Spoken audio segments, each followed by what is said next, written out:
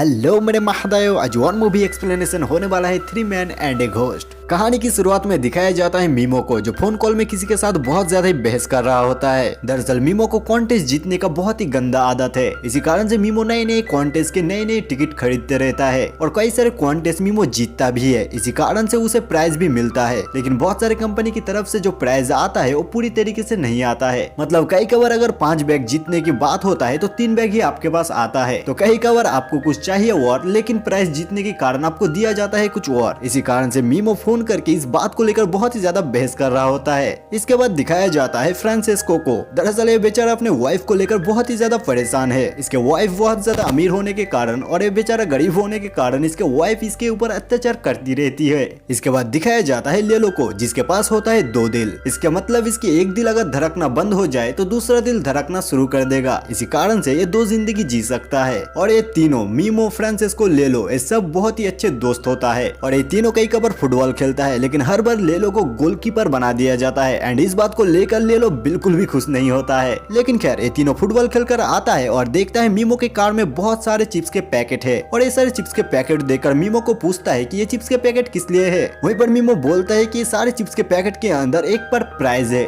और वो winner prize मैं जीतना चाहता हूँ। इसी कारण से मैं थोड़ा सा पैसा इन्वेस्ट किया हूँ, क्योंकि मुझे रिटर्न में बहुत सारा पैसा मिलने वाला है। और इसके बाद एक जगह पर बैठ कर सारे पैकेट को खोला जाता है कि कौन सी पैकेट में वो प्राइज है। लेकिन ये सारे चिप्स के पैकेट खोलने के बावजूद भी किसी के अंदर भी विनर प्राइज नहीं होता है। और इसी कारण से मेमो को थोड़ा सा गुस्सा आता है और यहाँ से सब लोग जाने ही वाला था। लेकिन इस जगह पर एक अचानक छोटी सी बच्ची आ जाती है और उसके हाथ में होता है एक चिप्स के पैकेट। और इस चीज को देखकर मीमो सोचता है कि क्या होगा अगर उसी छोटी बच्ची के हाथ में जो चिप्स के पैकेट है, उसी पैकेट में से अगर विनर प्राइज निकल जाए तो। इसी कारण से मीमो बोलता है जैसे तैसे करके उस चिप्स का पैकेट को छीनना होगा। और इस बात को सुनकर फ्रेंड्स को बोलता है कि एक छोटी बच्ची के हाथ से चिप्स का पैकेट छीनोगे तुम। और इस बात पे मीमो बोलता है कि देखो मेरे दोस्त, इतना सारा पैसा मैं इन्वेस्ट कर चुका हूँ, मैं लॉस में हूँ। तो इसी कारण से मीमो के बात में लेलो राजी हो जाता है और फ्रांसिस को कार में जाकर बैठता है। और यहाँ पर चिप्स के पैकेट छीनने के लिए भेजा जाता है लेलो को। दरअसल मीमो लेलो को थोड़ा सा भड़का दिया है इस बात पे कि देखो लेलो, तुम्हें हमेशा गोलकीपर बना दिया जाता है, लेकिन तुम्हारे ऊपर मेरी भरोसा है कि तुम गोलकीपर से भी बहुत कुछ हो। और इसी बात पे लेलो दौड़ते हुए चिप्स का पैकेट छीनता है और जैसे ही दौड़ते हुए लौटने के लिए आता है यहाँ पर गिर जाता है। तो इस तरीके से इस चोरी का काम को अंजाम दिया जाता है। लेकिन इस छोटी बच्ची के अंदर आ जाता है आत्मा। और इसके बाद इन तीनों को घर लौटते हुए अंधकार हो चुका है और ऊपर से बहुत ज्यादा बारिश भी हो रहा है। और इस डरावनी सिचुएशन को देखकर लेलो बोलता है कि कृपया करके ये कार बंद ना हो जाए। और जैसे इस बात को बोलता है ये कार बंद हो जाता है। वहीं पर मीमो बोलता है मेरा कार सबसे बेस्ट है यार, तुमने कार को बंद क्यों कर दिया। वहीं पर फ्रांसिस्को बोलता है मैंने कार को बंद नहीं किया, ये कार खुद ब खुद बंद हो चुका है। और इसके बाद मीमो सीना फुलाकर बोलता है कि जिस दिन से इस कार को मैंने खरीदा है कभी भी मैकेनिक के पास एक कार नहीं गया है। वहीं पर लेलो बोलता है कि ऑयल चेंज करने के लिए भी नहीं। मीमो बोलता है कि नहीं। वहीं पर लेलो बोलता है अबे इससे बंद नहीं हुआ, ये सुसाइड कर लिया है। तो यहाँ पर इन लोगों के पास कोई ऑप्शन नहीं होता है, तो इसी कारण से सब लोग कार से बाहर निकलकर चलना शुरू करता है। वहीं पर लेलो हर बात पे गुस्सा कर रहा था कि अरे यार हम लोग रास्ता भटक चुके हैं, ये वो। मतलब होते हैं ना कुछ दोस्तों के अंदर ऐसा दोस्त जो हर बात पे टांटते रहता है, वो कैरेक्टर यहाँ पर लेलो का है। तो वहीं पर मीमो बोलता है कि अगर तुम्हें इतना ही पता है तो जाओ आगे जाओ और हमें रास्ता दिखाओ। वहीं पर लेलो जैसे ही एक कदम आगे जाता है खाई पर गिर जाता है।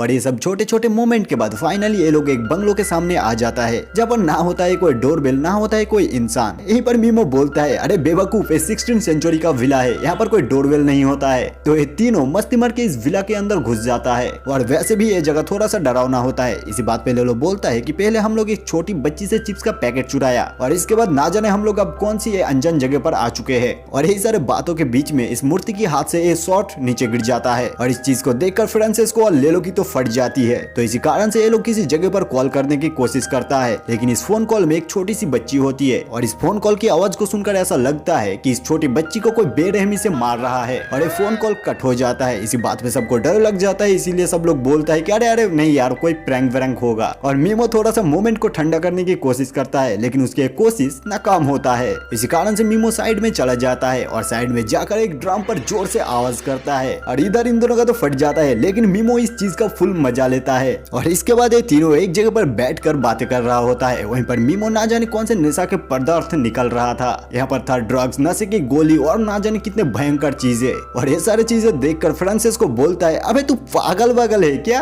और इसी बात के बीच में एक भेड़िया की आवाज सुनाई देता है और इस आवाज को सुनकर ना जाने लेलो के अंदर वो कौन से भूत सवार हो जाता है। लेलो बोलता है, भाई साहब मेरे अंदर दो दिल है और ये सारी चीज डरावना चीजें मुझे एक्साइटेड कर देता है। इसी कारण से लेलो बाहर चले जाता है और जैसे ही बाहर जाता है वहाँ पर उसे दिखाई देता है वो भेड़िया। और इस भेड़िया को देखकर लेलो का भी फट जाता है और लेलो जैसे तैसे बचकर दौड़ते हुए आता है और बोलता है कि भाई साहब हो चुका है मेरा। और यहाँ पर फ्रांसिस्को और मीमो लेलो का हाथ पैर को पकड़कर ना जाने कौन से अतरंगी खेल खेलने की कोशिश कर रहा था। और इस चीज से परेशान होकर लेलो उठकर अंधाधुनी हाथ पैर चलाने लगता है और लेलो बोलता है कि मेरा दिमाग फट रहा है, मैं अब नहाने जा रहा हूँ। वहीं पर मीमो बोलता है कि मैं भी क्या तुम्हारे साथ नहाने के लिए आ जाऊँ? तुम मुझे साबुन लगाना, मैं तुम्हें साबुन लगाऊंगा, एक ही टब में दोनों नहाएंगे, एसेट्रा एसेट्रा। और ये सारे बात को सुनकर फ्रांसिस्को और लेलो बोलता है कि अबे तू गे है क्या? वहीं पर मीमो बोलता है हाँ। वहीं पर फ्रांसिस्को बोलता है लेकिन तू तो अभी ड्रग्स में था, तू तो ड्रग्स लिया था।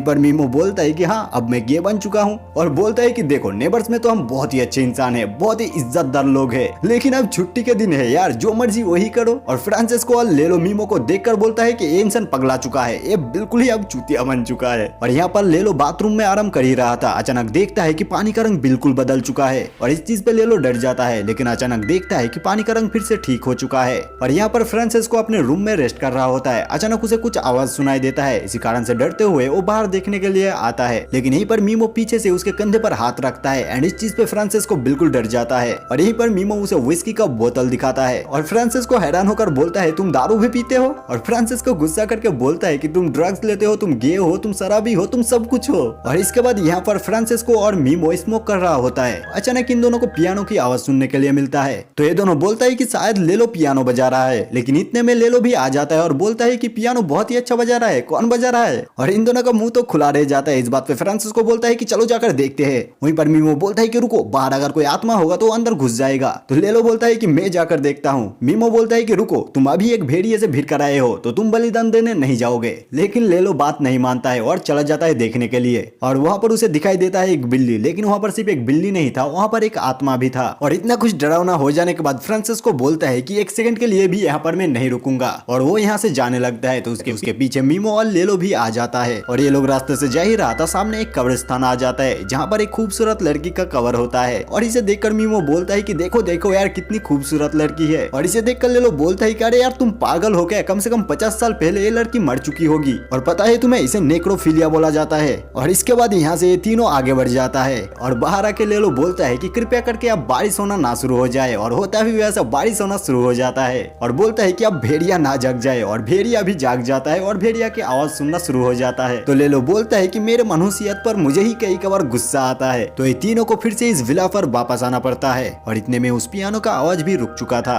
और इसके बाद ये तीनों डिसाइड करता है कि जो सारी चीज हो चुका था अब किसी को पहारा देना होगा। तो सबसे पहले यहाँ पर लेलो पहारा देना शुरू करता है और इस सब के बाद लाइट ऑन ऑफ होना शुरू हो जाता है। लेलो को थोड़ा सा डर भी लगता है, लेकिन इतने में ही मीमो ऊपर से आ जाता है और ये देखो नया शराब की बोतल, जिसे पीने के बाद मेरे सर पे थोड़ा सा दर्द कर रहा है। और लेलो बोलता है अबे ये विनेगर है, कुछ भी बकते रहते हो तुम। और इस सब के बाद फ्रांसिस्को जाग जाता है। दरअसल उसके वाइफ उसे कॉल किया है और बोलती है कि तुम कहाँ पर हो, जल्दी से एक सेल्फी भेजो। तो फ्रांसिस्को और उसके दोस्त मिलकर एक सेल्फी खींचता है और उसके बाद उसको वाइफ को सेंड कर देता है। और इसके बाद फ्रांसिस्को सीरियस होकर बोलता है उसके वाइफ के बारे में कि कैसे फ्रांसिस्को एक स्टेरल होने के बावजूद भी उसका एक बेटा है, मतलब फ्रांसिस्को कभी भी बाप नहीं हो सकता, इसके बावजूद भी उसके वाइफ एक बच्चा जन्म दिया है। और ये सारे बात चल ही रहा था, उसके वाइफ उसे रिप्लाई करती है जहाँ पर बोलती है कि तुम तीनों के पीछे वो लड़की कौन है। जहाँ पर फ्रांसिस्को पहले तो गुस्सा करता है, उसके बाद जब देखता है उस फोटो को तो सच में ही वहाँ पर कोई लड़की थी एंड भाई साहब तीनों की शक्ल देखने लायक था। और फाइनली इन तीनों को थोड़ा सा इधर उधर से डराने के बाद वो छोटी सी बच्ची इन तीनों के सामने आ जाती है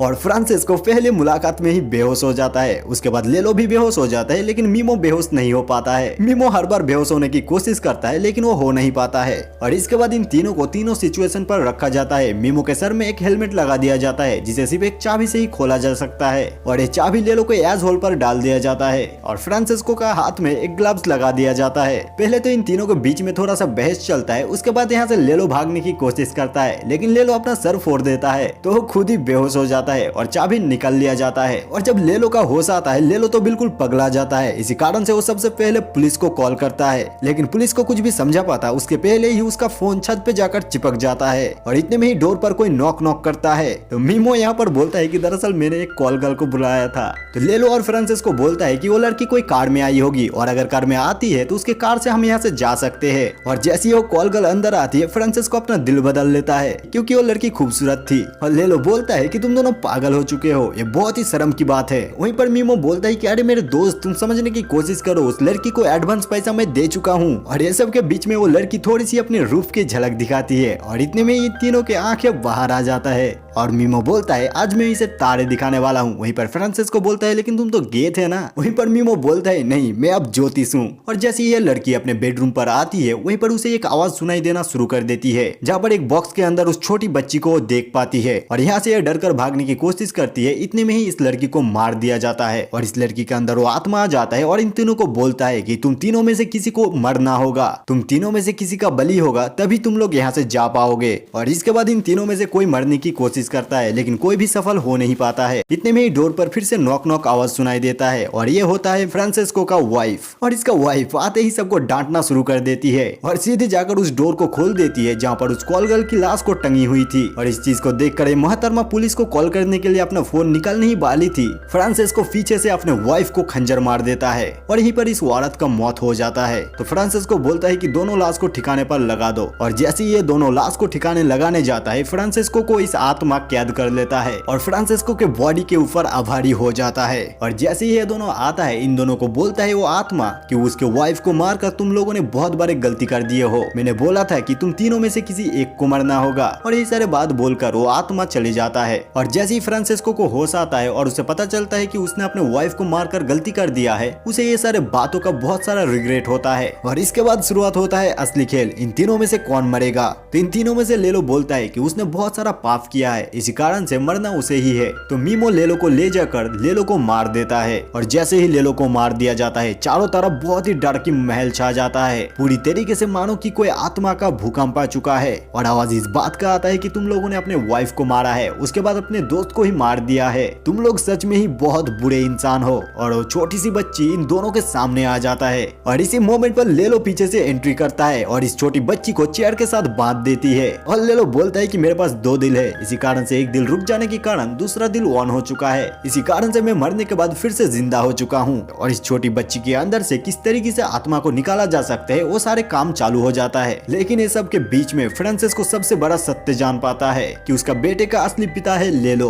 दरअसल इन तीनों का एक फुटबॉल मैच था और लेलो उस फुटबॉल मैच पे नहीं आया था, मतलब लेलो उस मोमेंट पर मौका पर चौका मार रहा था। लेकिन फ्रांसिस्को इस बात पे कोई भी दुख नहीं मनाता है। फ्रांसिस्को सीधा लेलो को बोल देता है कि वो बच्चा अब तुम पालोगे, उस बच्चे का असली पिता तुम हो, तो तुम अपने बच्चों को लेकर क्या करोगे अब वो तुम्हारा देन है। और इसके बाद इस बच्ची के अंदर से उस आत्मा को निकाला जाता है और ये आत्मा सीधे जाकर वो कॉल गर्ल के ड्राइवर के बॉडी में घुस जाता है। और इसके बाद सुबह होता है और ये चारों जैसे तैसे करके इस विला से बाहर आता है। और इसके बाद सड़कों पर इस चारों को एक कार दिखाई देता है, तो ये चारों लिफ्ट मांगता है और वो कार इस चारों को लिफ्ट भी देता है। लेकिन इस कार का ड्राइवर होता है कॉल गर्ल का ड्राइवर, जिसके अंदर है वो आत्मा। तो जहाँ से ये लोग निकला है वहीं पर ये लोग फंस जाता है। और इस तरीके से इस मूवी का एंडिंग फनी होता है। और बाकी मैं आपका होस्ट मुंतनी और आप लोग देख रहे थे वन मूवी एक्सप्लेन्ड।